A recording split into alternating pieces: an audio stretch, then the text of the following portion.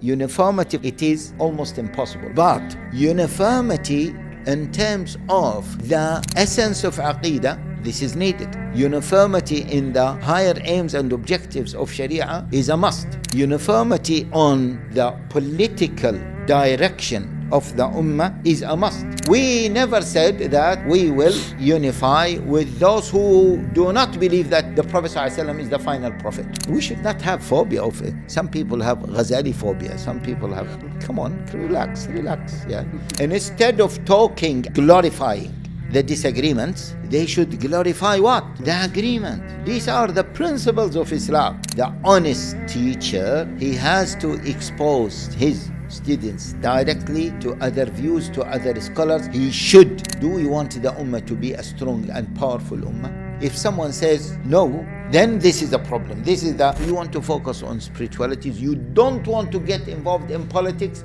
That's fine. But don't say what? Involvement in politics is haram or it is counterproductive. Don't say this. When I am involved in politics, for example, I should not look down, belittle anyone who is what? Who is not involved in politics.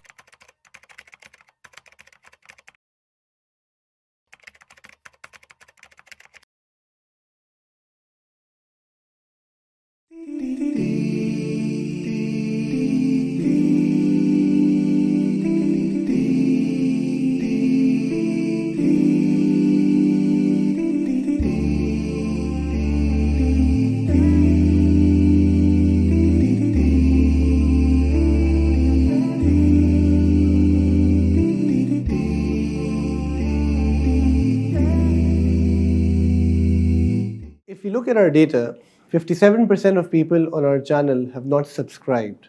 यानी अगर आप Naseeha institute के काम को पसंद करते हैं, सुनते हैं, तो मेरी रिक्वेस्ट ये है कि please subscribe.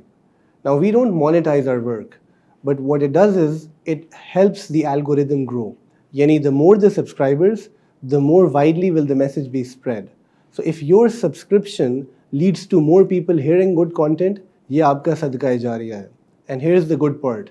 Subscribing is absolutely free. Assalamu alaikum wa rahmatullahi wa barakatuhu. Welcome to another episode of the Naseeha Discourse. And alhamdulillah, we have Shaykh Haitham Al-Haddad with us again. Assalamu alaikum wa rahmatullahi wa barakatuhu. Wa alaikum salam wa rahmatullahi wa barakatuh. Sheikh, you know, we're both Arsalan. You both Arsalan. I was about to say, you are Arsalan, you are Arsalan. Yeah. Yes. Alhamdulillah. So how do I distinguish? Shaykh Arsalan. Shaykh Arsalan and what? The student Arsalan. The student Arsalan. Sheikh, you know, you're very special because up till now, all the podcasts that we've done, you were the first person that we're doing a second one with. Subhanallah. So, alhamdulillah. Jazakallah. It's actually, you know, an honor for us that you gave us more time. Yeah. And Exactly. sort of, you know, especially came again on the request. And there's almost so much to learn from you. And May Allah reward you. May Allah accept it from all. Ameen. So, Sheikh, we'll start with sort of, you know, the topic that we left off last time. And I know Brother Yasin was here, but I mean, we wanted to build more onto that. And the first thing that, you know, we were speaking about unity. And what I want to ask you is the fact that, you know, when we speak about uniting the Ummah, and this is something that's been there for quite a while now, one of the first issues is that what constitutes unity? How do we define unity? Because, you know, for example, at times when people are talking about unity, what they really have in their head is uniformity. They just want everybody to be like them. Yep. So could you sort of, you know, define some core things around which unity has to be sort of been there? Okay. Bismillah ar-Rahman ar-Rahim. Alhamdulillah, salatu wassalamu ala rasulillah. Jazakallah khair again for allowing me to have this opportunity to share a few or shed a few thoughts or on certain principles that I really believe in and I promote. Now, when we talk about unity, the unity of the Ummah, we are not talking about uniformity, as you said. It doesn't mean that all of us should be Hanafis, all of us should be Salafis, all of us should be Shafi'is. This has never been the case throughout the history of our Ummah. And this is something that we need to remember all the time, because some people think that unity means uniformity and they want all the Ummah to follow a particular madhab, and that what makes them narrow thinkers or narrow people. Yeah, this will never happen. It has never have happened. Even some of our brothers, they might say that, okay, what about the Ummah before the Madahib? Yeah, the Ummah before the Madahib was a short period of time that has its own characteristics. The context is totally different. That's why the Ummah after that, for almost 1,200 years, had those madahib. And this is like the ijma' that the Ummah have accepted the madahib, the four madhab. That doesn't mean that, okay, someone might say, well, I don't want to be following one madhab strictly, I want to follow two. We say it's up to you as far as you don't go against the higher aims and objectives of Islam. This is my key conclusion about the issue of the madhab, that as far as you do not go against the higher aims and objectives of Islam, then it's up to you. Even following madhab, you should not follow a madhab in a way that goes against the higher aims and objectives of Islam. Now, the true high aims and objectives of Islam, and we might touch on that. So, even in so-called, I say so-called aqidah, yeah, so-called aqidah, because I have, or quote-unquote aqidah, I have my reservation on such matters. That, okay, the Ummah, since the presence of Abu al-Hasan al-Ash'ari rahimahullah ta'ala, and since the emerge of the Ash'ari madhab and the Maturidi madhab, maybe in the 4th Hijrah century, since then the Ummah have accepted the Ash'aris, Maturidis, Atharis, and even Tasawwuf after the 3rd, towards the end of the 2nd Hijrah era and beginning of the 3rd Hijrah era. So the Ummah lived with it. The Ummah accepted that. So uniformity from that perspective, what? It is almost impossible, or it is impossible. Uniformity from that perspective. But uniformity in terms of the essence of Aqidah, this is needed. Which I call the true meaning of Aqidah. Uniformity in that is needed, is a must. Uniformity in the higher aims and objectives of Sharia is a must. Yeah? Uniformity on the political direction of the Ummah is a must. So these are the 3 main elements of the uniformity that we are looking for. Uniformity in what? In the essence of Aqidah, the true meaning of Aqidah. Yeah? Secondly, uniformity in what? The true higher aims and objectives of Sharia. And the third one, in the political direction. Uniformity in the political direction, okay, of the Ummah. Now, what do we mean by uniformity of the essence of Aqidah? Uniformity on the true meaning of Aqidah. See, I always say, look, as an Ummah, okay, is my position clear? I always give hard time to the camera people, okay? By the way, it is, there are 2 styles of speaking. Some people have mono speaking and some people have, I don't like the mono way. And also the Prophet sallallahu alaihi wasallam, فَكَانَ مُتَّكِئًا فَجَلَسَ. So even the Prophet sallallahu alaihi wasallam, he used to have like this body language in when speaking. See, all the Ummah leave Shia and Rafida, now aside. Leave them. All the Ummah believe that Allah Jalla wa Ala is the supreme being. Allah Jalla wa Ala is wahidun ahadun samad. All the Ummah believe that Allah Jalla wa Ala is the only one to be worshipped, generally speaking. Don't catch Yeah, the issue of istighatha and singling it out and say, well, some people believe in istighatha and hence they don't believe that Allah is the only one to be worshipped. This is not true. This is exaggeration, because those who believe in istighatha, and some people unfortunately call them quburi. I said to the people, when they make adhan, yeah, do they say, what is the Naqshbandi or what? Naqshbandi Akbar, or they say our Shaykh Akbar. What do they say? Yeah. They say Allahu Akbar, Allahu Akbar. Yeah. When they pray, do they pray towards Kaaba or they pray towards their Shaykh's qabr? Towards Kaaba. They pray 5 salawat like us. So you neglected 90% of their ibadah and you just took 10% or maybe less. So all the Ummah believe that Allah Jalla wa Ala is the only one to be worshipped. All the Ummah believe that Allah Jalla wa Ala is not like any creation. Yes? All the Ummah believe that Allah Jalla wa Ala is unique. All the Ummah believe that Allah Jalla wa Ala is Al-Aliyyul Azim. All the Ummah believe that Allah Jalla wa Ala has beautiful names and whether you call them attributes or whatever you call them, all the Ummah believe in that without getting into the meaning of a particular name or a particular, if we say, attribute. Then, all the Ummah believe that, let us come to the Quran. All the Ummah believe that the Quran is the word of Allah Jalla Ala. Don't go into more details. All the Ummah believe. Let us use the Quranic discourse in describing the Quran. All the Ummah believe. Alif Lam Mim. ذَلِكَ الْكِتَابُ لَا رَيْبَ فِيهِ هُدًى لِلْمُتَّقِينَ. All the Ummah believe. إِنَّ هَذَا الْقُرْآنَ يَهْدِي لِلَّتِي هِيَ أَقْوَمُ. All the Ummah believe that لَقُلْ لَإِنِ اجْتَمَعَتِ الْإِنسُ وَالْجِنُّ عَلَى أَن يَأْتُوا بِمِثْلِ هَذَا الْقُرْآنِ لَا يَأْتُونَ بِمِثْلِهِ.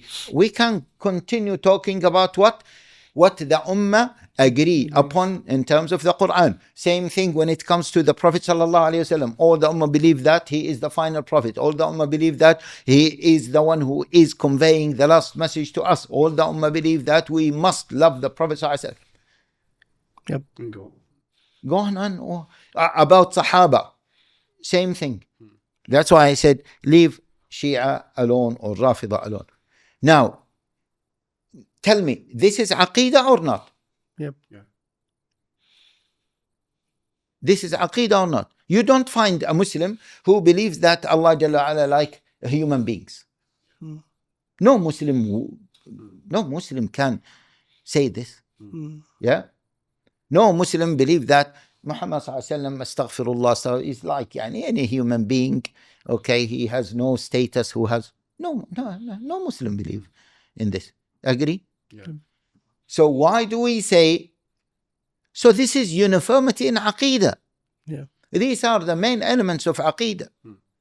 Now, to believe that Allah Jalla Ala fi sama haqiqatan or not haqiqa, even those who say that, no, we don't say that Allah fi sama, but they do believe that Allah Jalla Ala is the highest.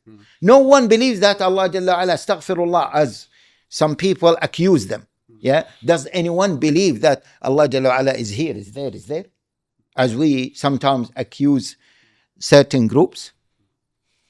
Have you seen anyone who believes that astaghfirullah, Allah Jalla Ala is everywhere? No one believes that. Okay, and even if they use it metaphorically. Yeah. So this is uniformity in Aqidah.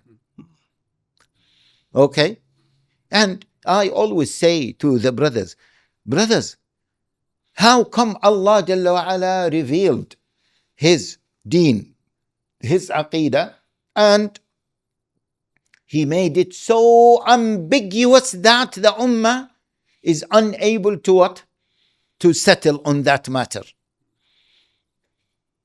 How? Is that possible? It's not impossible. And then they ask, so what about these differences that we have? Yeah, these are differences, manifestations of the essence of Aqidah. Those, and I always put this question. If someone believes, I put it forward to our Athari brothers, okay? I don't like to use the word Salafis because every Muslim All Muslims, they follow the Sahaba and they would like to be like the Sahaba. Yes or no? Yes. They have their own interpretation of how to be like the Sahaba, but this is their role model is the Sahaba. The Prophet ﷺ, the Sahaba. So they say that if for example, a person cannot imagine that we approve that Allah Jalla wa Ala has a hand, except he imagines that there is a hand like the hand of a human being. Don't tell me that no one does it like this. I met a few people. No, they say, Sheikh, impossible to prove that Allah Jalla wa Ala has a true hand without imagining a hand like the hand of human beings. Okay? Of course, the other side, they have their interpretation that al-haqiqa is different from al-ma'na. We make ithbatu fal-ma'na, yeah? But it doesn't mean that al-ma'na leads to a particular haqiqa that we sense. Okay? It's like Jannah. We understand the word Jannah, but we did not see Jannah. Yeah. The other side, they say, yes, if you say Jannah, what would you imagine? If you say Hur'in, what would you imagine? If you say Shaitan, a'udhu billah, what would you imagine?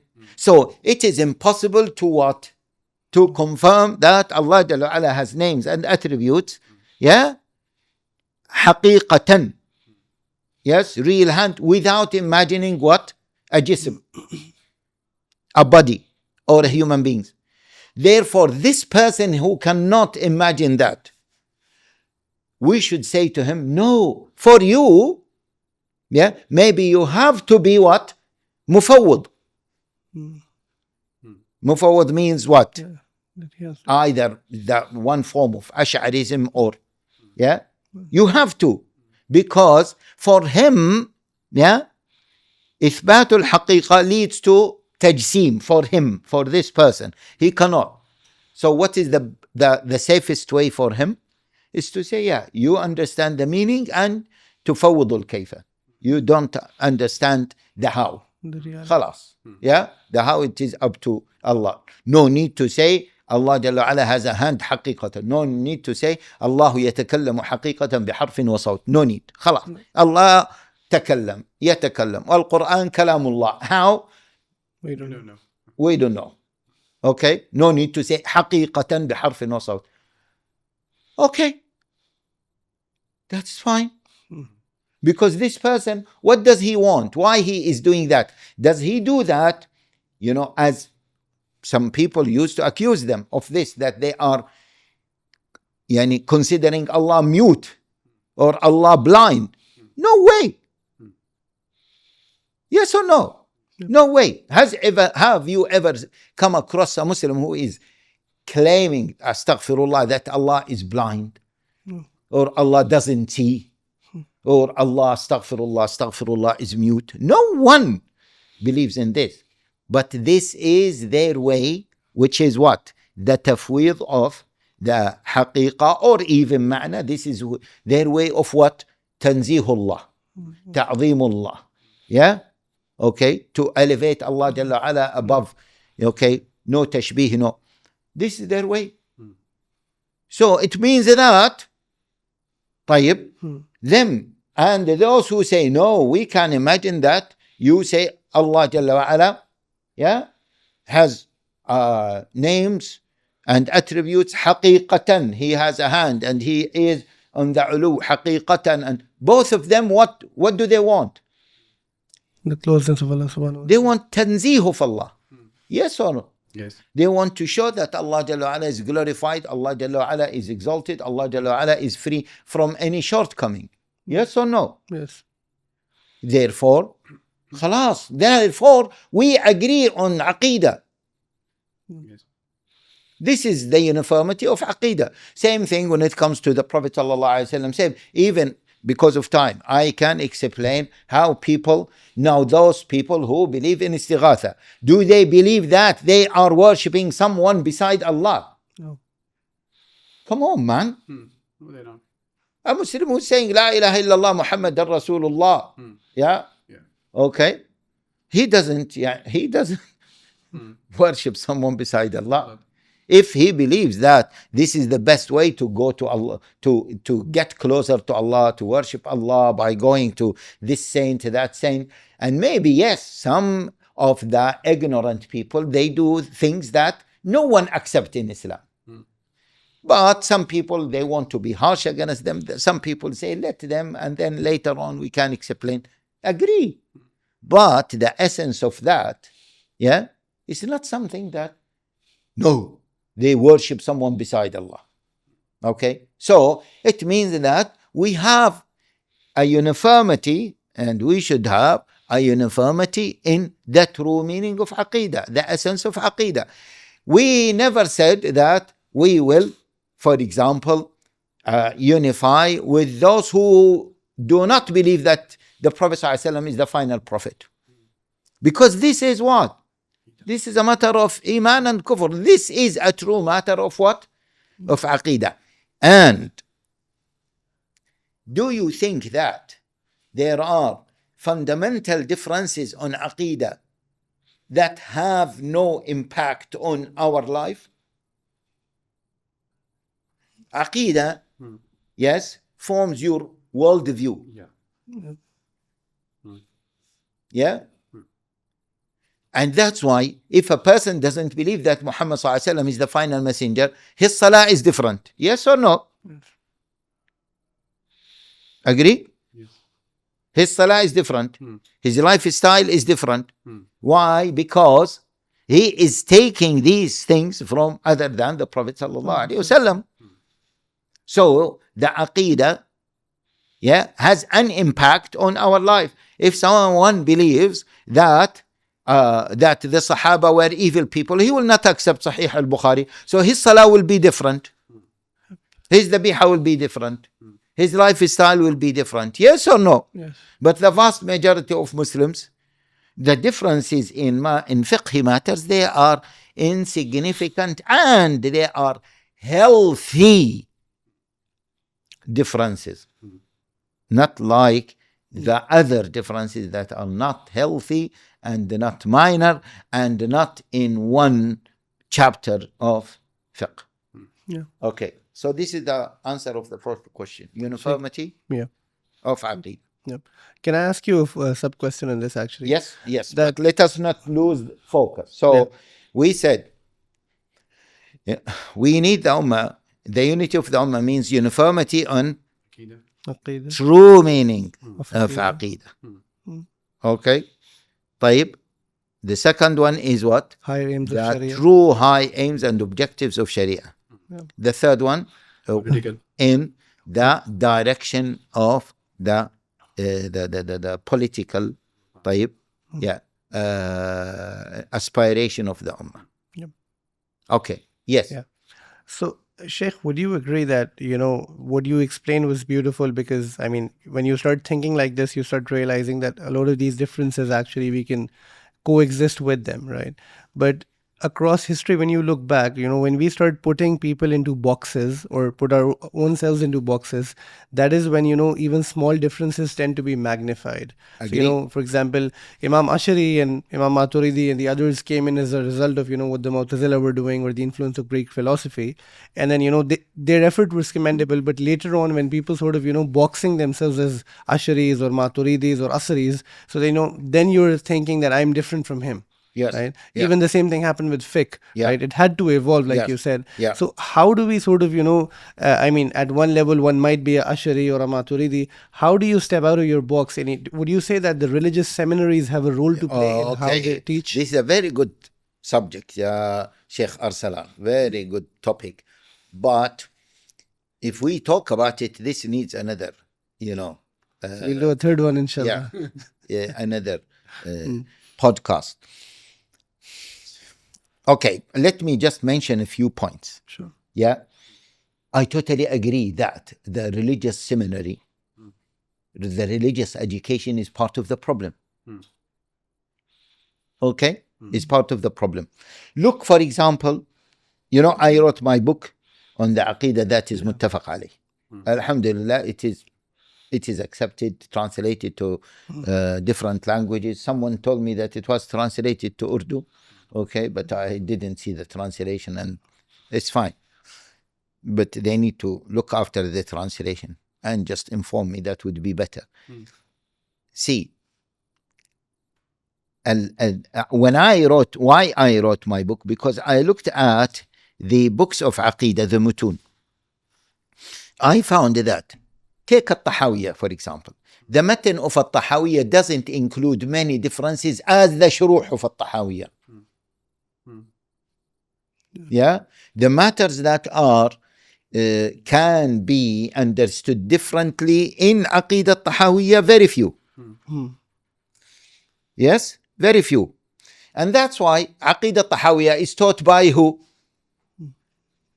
By Salafis, so-called Salafis or Atharis. By Ash'aris. Yes or no? Yes. By Maturidis. Yes. How come? Did you not notice this? Yep. How come everyone what?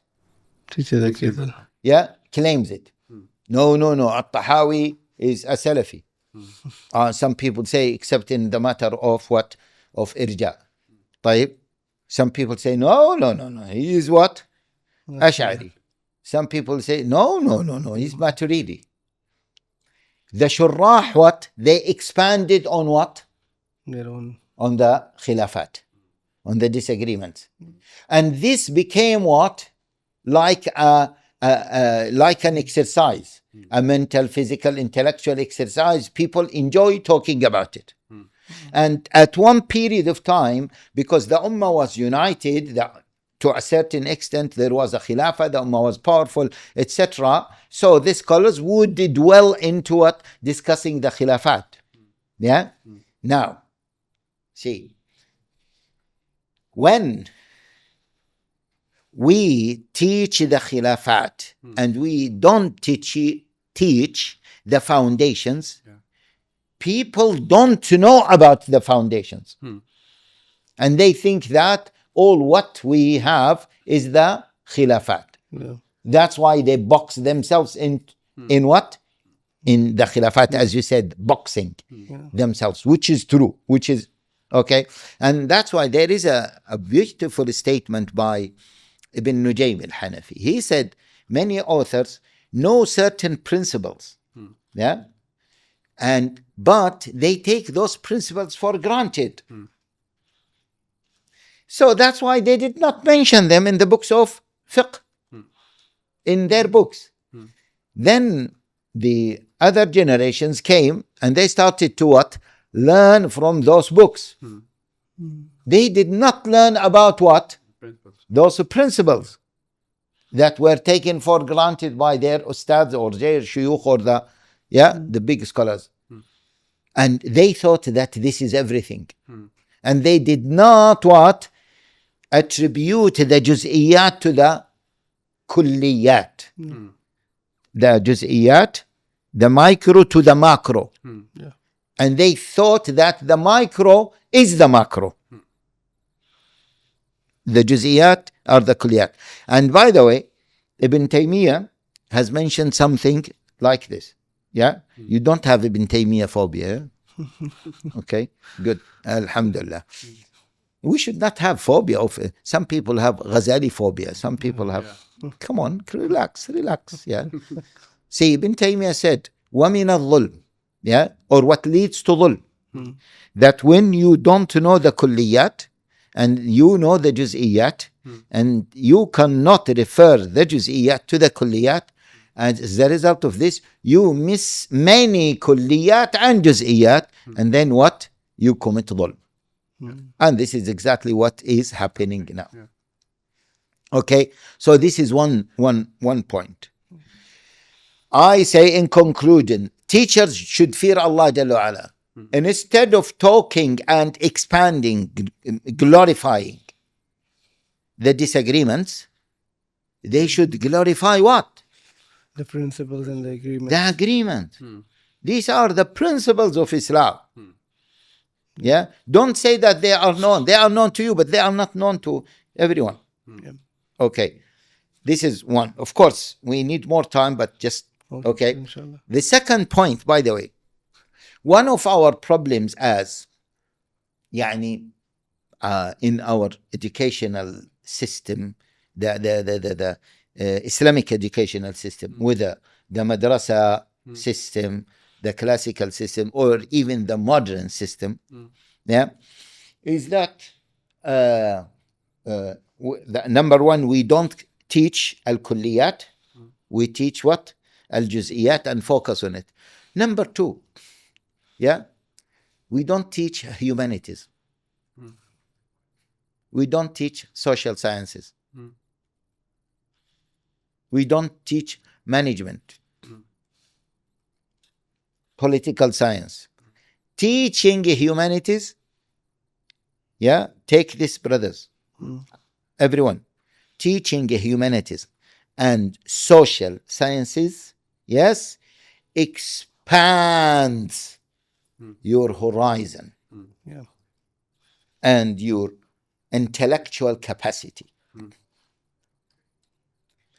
If you don't teach them and you teach Islamic science as a technical subject, this will what? Become more fiqh, narrow your what?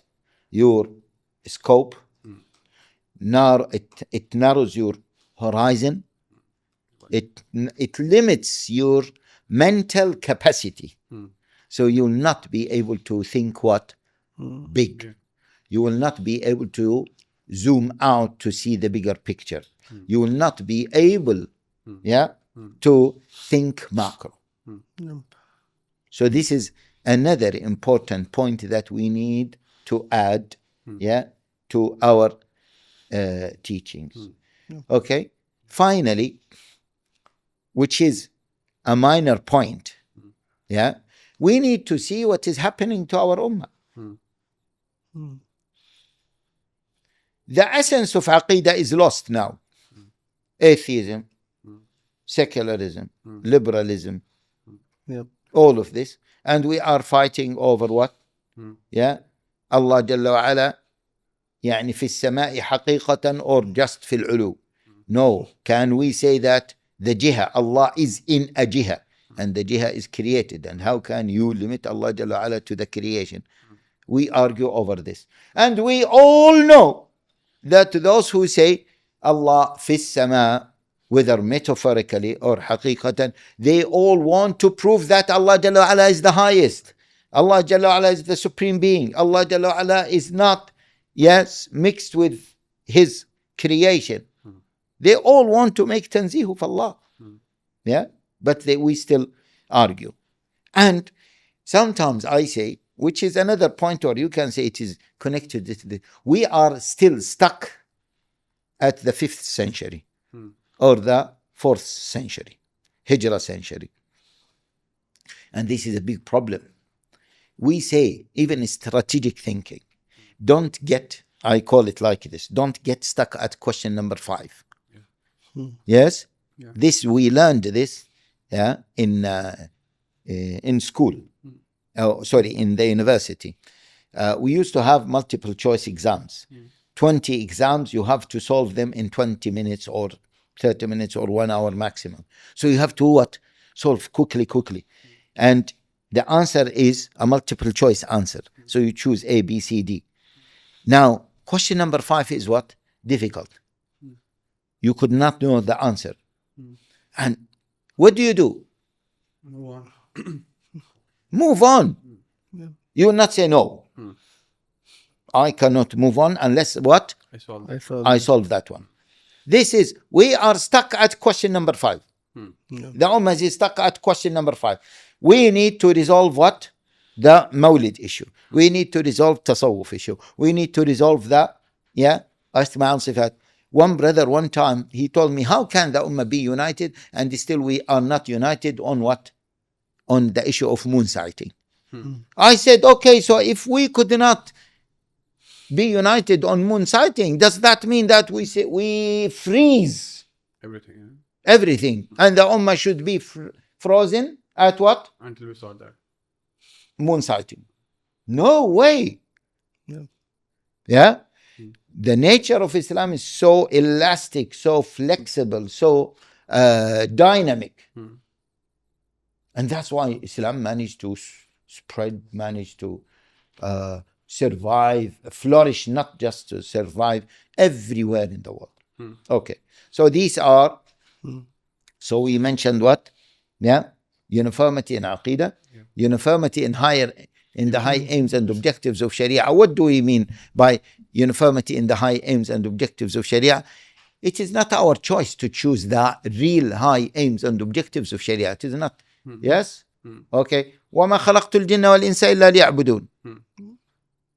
This is the highest aim and objective of Sharia. Allah Jalla wa Ala said, لَقَدْ أَرْسَلْنَا رُسُلَنَا بِالْبَيِّنَاتِ وَأَنزَلْنَا مَعَهُمُ الْكِتَابَ وَالْمِيزَانَ لِيَقُومَ النَّاسُ بِالْقِسْطِ. Yeah? Establishing justice. This is one of the very high aims and objectives of Sharia. Okay? And so on and so forth. Of course, when we talk about ibadah, the essence of ibadah is ta'zimullah, tanzihullah, the veneration of Allah, glorification of Allah. Inna arsalnaka shahidan wa mubashiran wa nadhira li tu'minu billahi wa rasulihi wa tu'azziruhu wa tuwaqqiruhu wa tusabbihuhu bukra wa asila. So this is the second point. The third point is in the political dimension. What do we mean?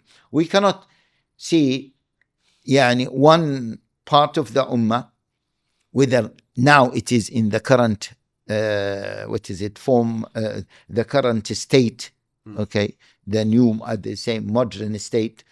We cannot see one,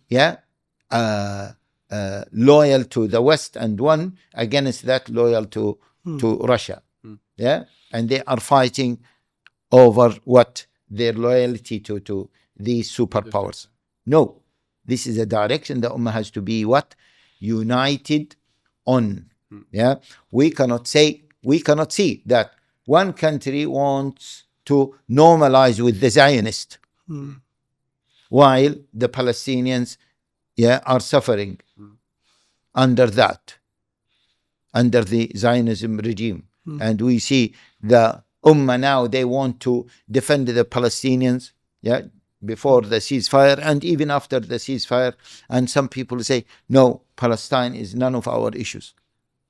Palestine, for example, which is the center of at the center of the crisis of the Ummah, at the center of the matters of concern for the Ummah.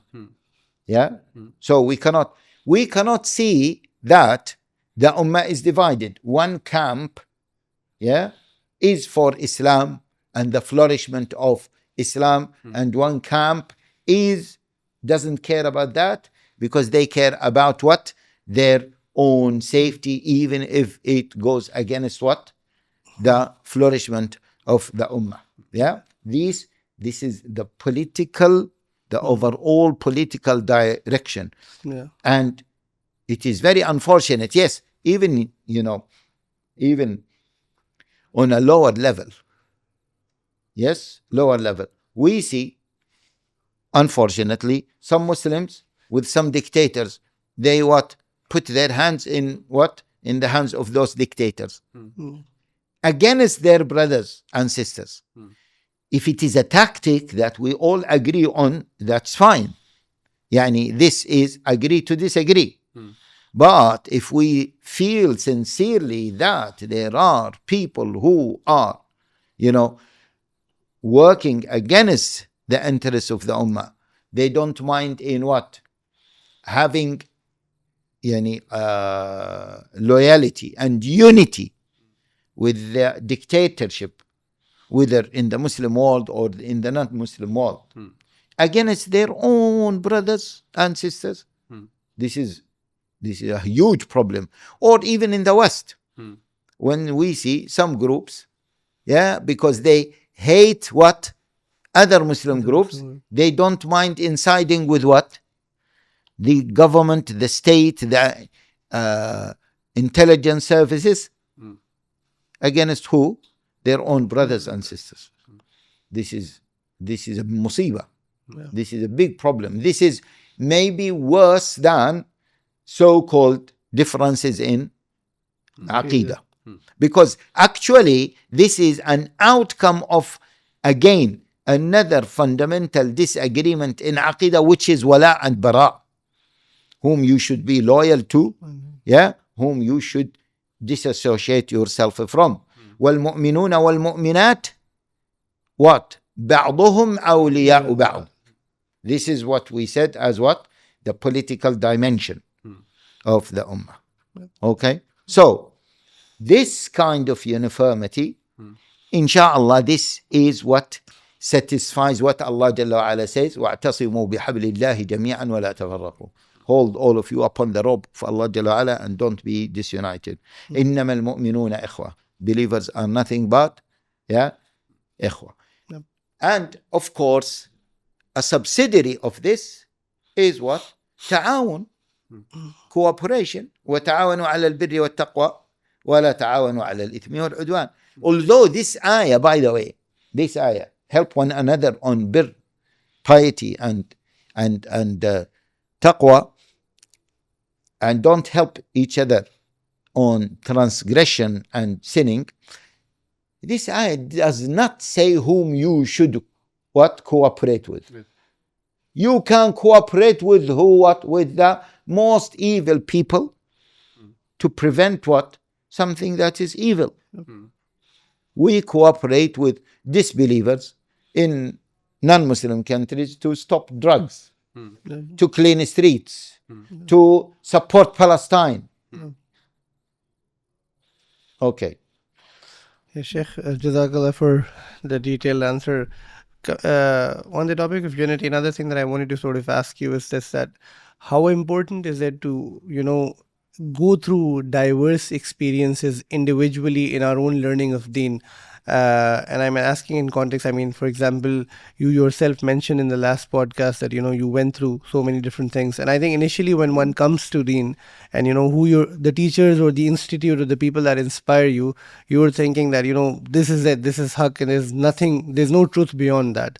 And it is really, till your bubble breaks or you get exposed to other things that you start understanding the diversity and the beauty of it and how it all has to be united. Yeah. So what do we do about, so many people who, alhamdulillah, for example, were inspired by a mehnat or a group or an institute or a scholar, and they've been, these are straightforward people, they're following those, and they don't understand what unity is. They don't even understand, how different factions of the Ummah are doing work which might be different to theirs, but that work is also important, right? That exposure, where does that come from? And I want you to sort of also explain that, how did the Prophet do that with the Sahaba? Because even the Sahaba had different tabiyas, mizaj, and in the later years they went to different lands as well. And we find in the seerah the Sahaba were very different in so many contexts. Yeah, very good point. See, first of all, I say that the teachers, have the biggest responsibility. They must expose their students to other views. Many of us as teachers, we want what? To control our students, because we want their belonging. We want what? Their belonging. And we sugarcoat this by what? Being afraid of them being what? Confused or following desires. By the way, brothers and sisters, mashayikh, that model won't work now. That model won't work now. Because if we protect our children or our students, just by this exposes them to the whole world. Yes or no? We cannot. We need to what? To equip them, empower them with tools to deal with what? With differences, etc., etc. And we need to give them the right direction.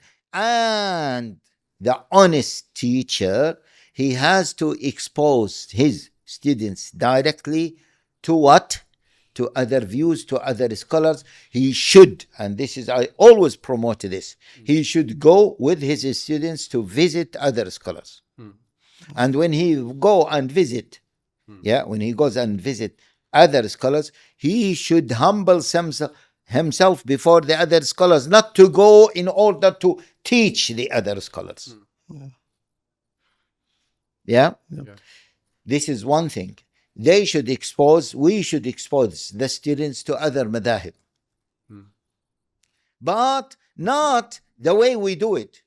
Yeah, the dala'il of the Hanbali madhab, the dala'il of the Hanafi madhab, and this shows the weakness of what? Of the other madhab. I heard it in many, classes and many seminars, and whereby the teacher is saying, I cannot understand how the Hanafis or how the Malikis would say something like this.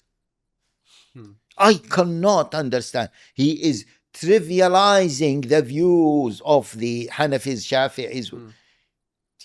Just make it as it is, baseless. And I always say, Ya Habibi, do you imagine that a school of thought that has thousands of scholars, and many of them are mukhlis, all of them inshallah are mukhlis, yes, and it has been there for over 1,000 years. Do you think that their view or their views are baseless? Do you think that? This is just trivializing the issue and not respecting yourself, not respecting your aql. Did you get the point? Yeah. What I'm saying? So, therefore, the teacher, if he teaches other schools, he should say, well, the thoughts of other schools or other views. He should say, well, the Hanafis have this view, and where did they come from? Don't just, is not a technical mathematical exercise. This dalil, that dalil, this dalil is 70% weight, this dalil is 69% weight, therefore this dalil, which is 70% weight, overpowers this dalil. It's not like this. And teaching fiqh like this is very, very problematic. Is not conducive to what? The unity of the ummah. So, they need to, yes, this is the other view. They have their dalail. I might not be able to explain their dalail, but definitely it is a view to be respected, etc., etc. In fact, we should act or use this view when there is what? A need for it, when it meets the higher aims and objectives of Sharia. Okay? Same thing I believe with what? With Aqidah matters. طيب, so-called again, Aqidah matters. If you say that we are teaching beginners or some people who accepted Islam, maybe you teach them one view, no problem. But let them what? Be aware that there is what? There are other views. Another view. And I always quote the statement of Ash-Shatibi when he said what? كثرة الاستدلال على مذهب واحد تورث النفور من غيره من المذاهب. If you just give and teach, the dalail of one madhab, you will what? You will run away from the other madhab. Maybe you will hate the other madhab. You will despise the other madhab. Okay? Which is what is happening now. Okay? So these are some points that might help in this. Yeah.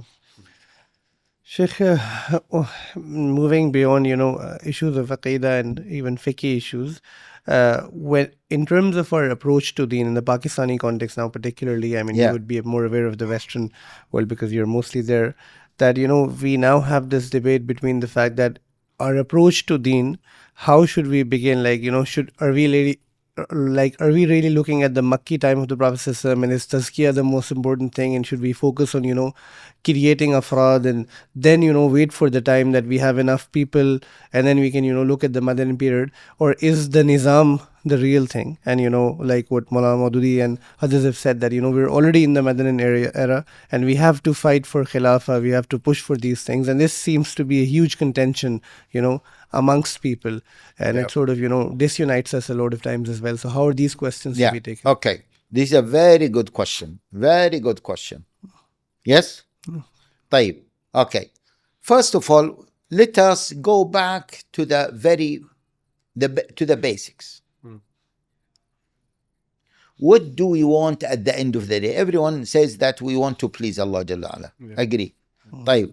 Do we want another question other than pleasing Allah, because it is sometimes is, we want to do ibadah وما خلقت الجن والإنس إلا ليعبدون. Agree.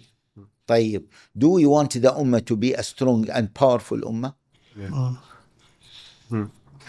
Let us start right from the beginning. If someone says no, then this is a problem. This is the, disunity in the political direction that we just mentioned. Right. No one can say, in fact, this is related to Aqidah. No one can say, no. Well, no need for the Ummah to be strong and powerful. What? Do you want the Ummah to be weak? Do you want all nations to step on the head or on the neck, humiliate the Ummah? If someone were to say this, and if there is a group to say this, this group has to, we have to explain to them. And this group will be problematic. This group will be problematic because this group doesn't mind in what? Siding with the enemies of Islam against the Ummah. Because in their mind, no. Okay, now, to be a powerful Ummah, you might work on the spiritual side. Okay, good. May Allah reward you. I will work on the, let us say, political side. May Allah reward you. You might disagree with me. Okay? It's fine. Let me do what I believe in and do what you believe in. As far as you don't work against what? The interest of the unity of the Ummah. Against the higher aim and objective of the Ummah. So you want to focus on spiritualities. You don't want to get involved in politics. That's fine. But don't say what? That involvement in politics is haram or it is counterproductive, or don't say this. And when I am involved in politics, for example, I should not, look down, belittle, anyone who is what? Who is not involved in politics. As far as they don't. So as we say, don't say my way or the highway. Don't say I am the only one who is on haqq. Say I am on haqq as well. You are on haqq as well. Okay? And this broad understanding is what is needed at the moment. There are some people who believe in tabligh. They will never leave this. They are fine with. And okay, this is another subject. See, people by nature, are different. Allah Jalla Ala says, "Alam tara anna Allah anzala min as-sama'i ma'an, فأخرجنا به نبات مختلف ألوانه." Then Allah, وَمِنَ الْجِبَالِ جُدَّدٌ بِيضٌ وَحُمْرٌ مُخْتَلِفٌ أَلْوَانُهَا وَغَرَابِيبُ سُودٌ. And then وَمِنَ النَّاسِ وَالدَّوَابِ وَالْأَنْعَامِ مُخْتَلِفٌ أَلْوَانُهُ كَذَلِكَ. Allah created human beings are what? Different, like the mountains, like the trees, like we are مختلف. We have different way of thinking, etc.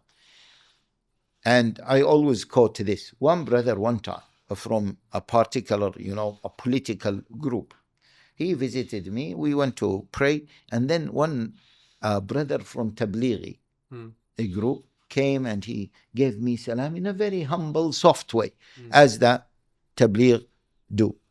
After salah, I said to this brother who belongs to a strong political group, he came to discuss things. He was not happy, much happy with his group, etc. I said to him, you know that brother that we saw before Salah? He said, well, which one? I said, that. Yeah. I said, does he fit in your group? He said, no way. I said, do you fit in his group? He said, no way. I said, so if he doesn't fit into your group, what shall we do? You don't fit in his group. What shall we do? Pick one. No. Leave him in his group. You stay in your group. But don't say my way or the highway. Don't say my way or the highway. We need to what? Complement each other. As we said about madahib, we should say the same thing with what? Groups. That we need to complement each other. We believe in political engagement. Some others, they don't believe in political engagement. They should not say that we are wrong. We should say, we shouldn't say that they are wrong. They are fixing part of the problem of the ummah, and we are what? Fixing another part, another problem of the ummah. And we always say, I always say, the ummah is in need of what? Of the entire ummah. This is the summary, please. Yeah, this is the slogan. The ummah is what? Is in need of the entire ummah. In the Quran, Allah Jalla wa'ala spoke, address the ummah, not the groups. إن المسلمين والمسلمات والمؤمنين والمؤمنات والقانتين والقانتات يا أيها الذين آمنوا يا أيها الذين آمنوا يا أيها الذين آمنوا ادخلوا في السلم كافة يا أيها الذين آمنوا لا تتبعوا خطوات الشيطان يا أيها الذين آمنوا لا تقدموا بين يدي الله ورسوله يا أيها الذين آمنوا أوفوا بالعقود and so on. Okay. Yeah. Okay. Jazakallah, Sheikh. Sheikh, a question now in context of, Pakistan in particular, that because you've come here multiple times now, and I'm sure when you come, you do your visionaries thing, which we attended last year as well, and then, you go around institutes, so you've met a lot of people. What do you think is, needed over here in terms of reform, generally speaking? And I mean, because you visited us and, we've traveled with you as well on a couple of times. In context of Naseeha as well, if towards the end you can give us advice that, what is it that we should be doing that we're not doing, or what are things to be kept in mind? Actually, the first year I came, I recorded the message in front of Faisalabad Masjid. My conclusion. Yeah. By the way, the road of reform that I came up with, been thinking about, I summarize it and make it simple. What do we need as an ummah? And that is applied also on Pakistan. First of all, increasing the religiosity of the ummah. Iman. Iman is the essence. وَالْعَصْرِ إِنَّ الْإِنسَانَ لَفِي خُسْرٍ إِلَّا الَّذِينَ آمَنُوا. Okay. Secondly, increase the awareness of the ummah, ilm of the ummah, knowledge of the ummah. وَقُلْ رَبِّ زِدْنِي عِلْمًا.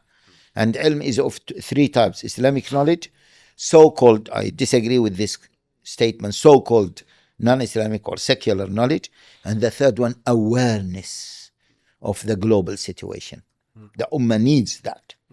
Maybe not every single element of the ummah, but the ummah in total needs to be aware of the conspiracies, what is happening, etc. So this is the second one. Yeah. The third one, okay, improve the akhlaq of the ummah. The ummah is not honest. The ummah is cheating. The ummah doesn't care about others. The ummah that has no sympathy. This ummah will never be successful. Yeah. And the Prophet ﷺ said, إِنَّمَا بُعِثْتُ لِأُتَمِّمَ صَالِحَ الْأَخْلَاقِ. I was sent to complete what? To perfect the akhlaq of people. Okay. Now, so the religiosity of the ummah, the iman of the ummah, the ilm of the ummah, the akhlaq of the ummah. Fourthly, the unity of the ummah. Yeah, the unity of the ummah. And we spoke about it. Okay. And fifthly, to empower the ummah, to empower the entire ummah, to make the entire ummah effective. Effective. Okay. Effective in which directions? Yeah. In politics. If the ummah is isolated from the political game, they will be isolated. Okay. Generally, politics without deen will lead to Deen without politics will lead to what? Politics without deen. Yeah? The second one, media. Yeah? This is one of the powerful things now. Media. Okay? And we won the narrative regarding the Zionist, against the Zionist narrative because of the involvement of shabab like you and. Yeah? So, economy. A weak ummah, a poor ummah will never be strong. Yes? Fourthly, yes, legal stance. The ummah that is weak legally is weak. We are now, as an ummah, very weak. One of the key reasons because we have 5 powers that control the world through the veto system, through the United Nations. You like it, you don't like it, there is an international law that governs me and you and everyone. You like it, you don't like it, you are living under that. We need to change that. Okay? We need to understand the legal setup, the legal game, the legal. Okay? So this is the legal one. Okay? We need the ummah as well. We need, the right people to influence the educational system. Yes? So, what did we say first? Politics. Secondly, media. Thirdly, economy. Fourthly, legal stance. Fifthly, The right people to influence. education. Yeah, education. After that, there is socially. Yes, socially. We need to look after the social system. Yeah, there are poor people, they need help. There are broken families. Marriage breakdown is a big challenge. We need to fix that socially. Yeah? Okay. Now, there are 2 elements that need to be mentioned. In some places, yes, we need everywhere, but in some places the need is more. The right people to be in charge of our military. So the military should serve the ummah, not should be against the ummah. So we need the right people to what? To be in the military. Okay? Yeah. Finally, which is so important, and it is so important for Pakistan and all countries, we need what? Good administrative system. Good management system. And this should be a topic in of itself, yes, for another podcast. One of the key reasons for the weakness of the ummah is what? Poor management. We as an ummah, yeah, clever. Individuals are clever. The IQ is clever. But when it comes to management, what? We are so poor. That leads to corruption. That leads to waste of resources. Yes or no? Yeah. That leads to a waste of energy, resources. That leads to what? Waste of effort because we might work against each other. Yeah?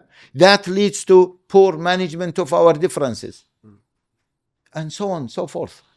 So we need what? So if we work on those dimensions and Islamic organizations, we need one organization to help to improve the management system. Yeah. We need another organization to work on the legal side. We need another organization to work on the educational side. We need another. Yes. And by the way, under each direction, I call them the reform directions. Yeah. And this is the reform plan. Under each one, there is a matrix. Yeah, you need to work on it in your country. I'm just giving the, yes, we will see, inshallah, we will see Pakistan flourishing, bi'idhnillah. I'm very optimistic. Yes? And inshallah, we will see our entire ummah. Inshallah. Sheikh, one last question from my side. And I mean, the first time we met you at Visionaries, we saw a very interesting dynamic between you as the Sheikh and then, Brother Hamza and, Brother Adil and Brother Umar, how they sort of, you're very baytakalluf with your students, and yet, they're also learning from you, which is rare that we find over here. May Allah Ta'ala bless you for that. I want you to sort of, what is the idea behind that, but I want to ask you something, and this might be slightly controversial, but I wanted to ask you this. We were in Turkey in this summer at the Prophetic Strategy Summit, right? Oh, yeah. Something happened over there, and we saw parts of it. And if you're sharing that with us, that I think during one of your in sessions, the last Prophetic Strategy Summit. Yeah. Both of you were no, myself and Moin were there. Yes, yeah. So during one of your sessions, you made a casual joke with one of the sisters, and if you remember, in the night's uncensored session, when Sheikh Yasser was there, so one of the speakers from the US, I won't name him, right? He complained to Sheikh Yasser that during the day, one of the speakers actually said, and as he was saying it, so he didn't know you were sitting in the back, right? Yes, you were sitting in the back, and then I think we were about to pray Isha. He came to meet you, but then you said in the morning. And what we know is this: that in the morning, he was hugging you and you were hugging him, and I think it was all clear, right? Yeah. And Moin and I were speaking about the fact that unfortunately, we don't see this in Pakistan, at least, right? That whatever happened, and that you came together, you spoke about it perhaps, and you still, mashallah, developed that love for each other and went ahead with both. And it was nothing big, but how does one, because so often it becomes about your egos. Right? This is the point. And I see in tarbiyah, one of the main elements of tarbiyah is what? Being a role model. Yeah. If you are telling, your students, or you are giving tarbiyah to your students, or to the shabab, or sometimes I don't like to use the word student, because I believe in empowerment. To the shabab with you who are, you are telling them you need to be tolerant, you need to suppress your ego, and then they see your behavior, you have bigger ego than anyone else. This is hypocritical. They will not learn from this. Even if you could not get rid of your ego, this is a tarbiyah issue. Just tell the shabab, listen, ya shabab, you will mix with me, you will travel, you will make suhbah with me, etc. But I have problems. One problem is my ego is too high. So please, if I come across like this, don't copy me. I hate it. I'm trying to develop myself, etc. Be honest. Be honest. And I always say another point, which is relax, brothers, relax.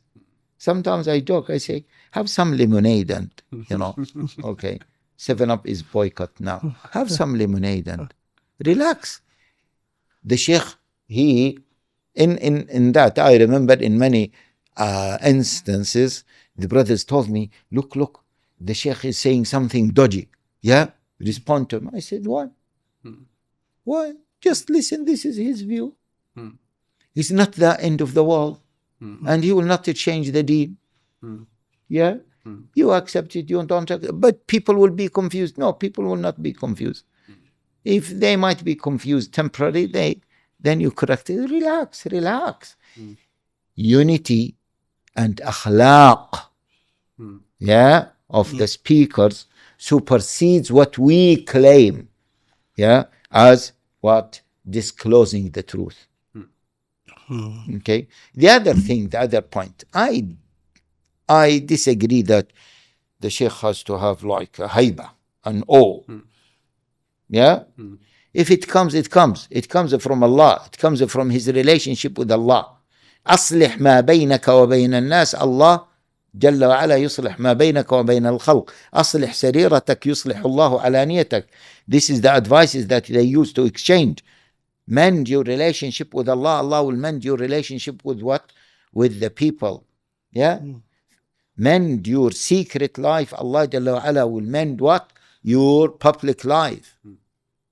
You don't need to claim that. And the other thing, the context, yeah, brothers, is mukhtalif, is totally changed from what? From the context at that time. Yes, we are stuck until now in the 5th century. There was khilafah, the ummah was strong, etc. Now, you need to be easy with the shabab, yes or no?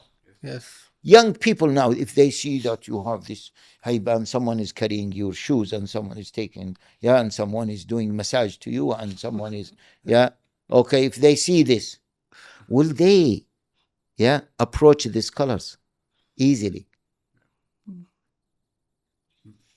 Will they approach the scholars easily? Will they feel that the scholars are close to them? Yeah? No. Okay. And most importantly, Umar ibn al-Khattab, when he saw Ubay, I think Ubay, followed by a group of students, Umar ibn al-Khattab said, don't do that. It spoils you and it spoils them. Ibrahim al-Nakha'i, whenever he teaches, he doesn't teach while he is leaning towards what? The wall or the sariya in the masjid, the pillar. That I'm the sheikh, you are under me. This is better for, and this, brothers, this helps us to fix ourselves as shuyukh. Because once you feel that you are the sheikh, you are above others, believe me, you will not look at your mistakes. You will not look at your mistakes. Finally, just one point. I say to every single sheikh, he has to be what? He has to sit as a student. Sit, not just learn. Sit as a student, and accept wear the hat of a student. The Prophet ﷺ used to do this at the end of his life, until the end of his life. How? He used to sit as a student, to Jibreel alayhi salam. Agree? Yeah. Yes. Although he is better than Jibreel. Sah? But Jibreel was teaching him something that the Prophet ﷺ, needs to learn. طيب لا تحرك به لسانك لتعجل به إن علينا جمعه وقرآنه. See, this has nothing to do with the status. It is so important a process that we as teachers have to have all the time, have to practice all the time. Why? Because our minds, if they are used to one system, which is give, yes, the ability to receive will be what? Very weak. And that will be shortcoming in our development as teachers. Jazakallah khair. Jazakallah khair, Shaykh, for your time. May Allah subhanahu wa ta'ala bless your efforts, bless Ameen. your Jazakallah travel, bless the fact that you've come all the way to Pakistan. You've been traveling between Lahore and Karachi, and I hope that we can benefit from the naseeha that you've given us, and we can learn so many things. Keep us in your dua. Jazakallah khair. You keep me in your dua as well, and inshallah we wish to see this country flourishing more and more. I really like the country, like the people. Yes. And inshallah, we will see, inshallah, this country, as I said, flourishing and becoming, inshallah, a superpower one time. Inshallah. Assalamu alaikum. Wa alaikum assalam.